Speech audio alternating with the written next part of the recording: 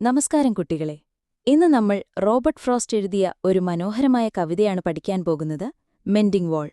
സാഹോദര്യവും സഹിഷ്ണുതയും ഒരുമിച്ച് ജീവിക്കാൻ ആവശ്യമായ 2 ഗുണങ്ങളാണെന്ന് കവിതയുടെ ആമുഖത്തിൽ പറയുന്നു. നമ്മുടെ അയൽക്കാരോട് നമുക്ക് എന്തു മനോഭാവമാണ് വേണ്ടതെന്നും അവരുടെ ആശയങ്ങൾ സ്വീകരിക്കേണ്ടതുണ്ടോ എന്നും കവിത ചോദിക്കുന്നു. റോബർട്ട് ഫ്രോസ്റ്റ് ഈ കവിതയിലൂടെ ചിന്തിക്കാനുള്ള ഒരുപാട് കാര്യങ്ങൾ നൽകുന്നുണ്ട്. ആദ്യം നമുക്ക് കവിയെ പരിചയപ്പെടാം.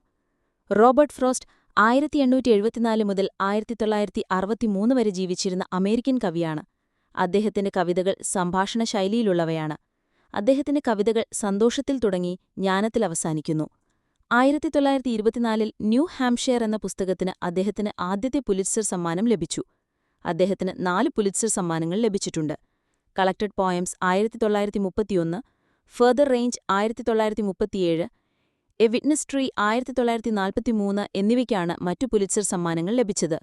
Stopping by the woods on a snowy evening, road not taken എന്നിവ അദ്ദേഹത്തിന്റെ പ്രശസ്തമായ കവിതകളിൽ ചിലതാണ്. ഇനി നമുക്ക് കവിതയിലേക്ക് കടക്കാം. കവിത തുടങ്ങുന്നത് ഒരു മതിലിനെ ഇഷ്ടപ്പെടാത്ത എന്തോ ഒന്നിനെക്കുറിച്ചാണ് പറഞ്ഞുകൊണ്ടാണ്. തണുത്തുറഞ്ഞ മണ്ണിലുണ്ടാകുന്ന ചലനങ്ങൾ മതിലിന്റെ മുകളിലുള്ള കല്ലുകൾ താഴെ വീഴ്ത്തി 2 പേർക്ക് ഒരുമിച്ച് കടന്നുപോകാൻ കഴിയുന്നത്ര വിടവുകളുണ്ടാക്കുന്നു. വേട്ടക്കാരാണ് മതിലിന് കേടുപാടുകൾ വരുത്തുന്ന മറ്റൊരു കൂട്ടർ. അവർ മുയലിനെ പുറത്തിറക്കാൻ വേണ്ടി കല്ലുകൾ മാറ്റിവെക്കുന്നു. ഈ വിടവുകൾ ആരുമുണ്ടാക്കുന്നത് കണ്ടിട്ടില്ലെങ്കിലും ഓരോ വസന്തകാലത്തും അവ അവിടെ ഉണ്ടാകാറുണ്ടെന്ന് കവി പറയുന്നു. ഓരോ വസന്തകാലത്തും കവി തന്റെ അയൽക്കാരനെ അറിയിക്കുകയും അവർ മതിലിന്റെ വിടവുകൾ നന്നാക്കാൻ വേണ്ടി ഒരുമിച്ചു കൂടുകയും ചെയ്യുന്നു. അവർ മതിലിന്റെ ഓരോ വശത്തു നിന്നുകൊണ്ട് വീണുപോയ കല്ലുകൾ ഓരോരുത്തരുടെയും ഭാഗത്തേക്ക് മാറ്റിവെക്കുന്നു. ചില കല്ലുകൾ അപ്പത്തിന്റെ ആകൃതിയിലും ചിലത് പന്തുപോലെയും ഇരിക്കുന്നതിനാൽ അവയെ ബാലൻസ് ചെയ്യാൻ അവർക്ക് വളരെ പ്രയാസമാണ്. നമ്മൾ തിരിഞ്ഞു നടക്കുന്നതുവരെ അവിടെത്തന്നെ നിൽക്കൂ എന്നു പറഞ്ഞ് അവർ ആ കല്ലുകളെ അവിടെ ഉറപ്പിച്ചു നിർത്താൻ ശ്രമിക്കുന്നു. ഇതൊരു തരം പുറംകള്ളുപോലെയാണെന്ന് കവി പറയുന്നു. താനും അയൽക്കാരനും തമ്മിൽ മതിലിന്റെ ആവശ്യമില്ലെന്ന് കവി പറയുന്നു.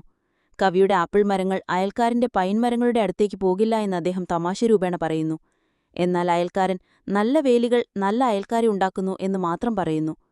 താനൊരു മതിലുണ്ടാക്കുന്നതിനു മുൻപ് അതെന്തിനാണുണ്ടാക്കുന്നതെന്നും അത് ആർക്കാണ് ദോഷമുണ്ടാക്കുന്നതെന്നും താൻ ചോദിക്കുമെന്ന് കവി പറയുന്നു. മതിൽ താഴെ വീഴണമെന്നാഗ്രഹിക്കുന്ന എന്തോ ഒന്നുണ്ടെന്ന് അദ്ദേഹം വീണ്ടും പറയുന്നു. അയൽക്കാരൻ തന്റെ അച്ഛൻ പറഞ്ഞ കാര്യങ്ങൾ അതേപടി പിന്തുടരുകയാണെന്ന് കവി പറയുന്നു. നല്ല വേലികൾ നല്ല അയൽക്കാരെ ഉണ്ടാക്കുന്നുവെന്ന് അയൽക്കാരൻ വീണ്ടും ആവർത്തിക്കുന്നു. കവിക്ക് അയൽക്കാരൻ ഇരുട്ടിൽ സഞ്ചരിക്കുന്നതായി തോന്നുന്നു. അത് കാടിന്റെയോ മരങ്ങളുടെയോ തണലിൽ മാത്രമല്ല, ചിന്തകളുടെ ഇരുട്ടിലാണെന്ന് കവി സൂചിപ്പിക്കുന്നു. ഇതാണ് ഈ കവിതയുടെ പ്രധാന ആശയം. ഇനി നമുക്ക് ഈ കവിതയുടെ കൂടുതൽ ആഴത്തിലുള്ള ആശയങ്ങളിലേക്ക് കടക്കാം. എന്തെങ്കിലും സംശയങ്ങളുണ്ടെങ്കിൽ ചോദിക്കാവുന്നതാണ്.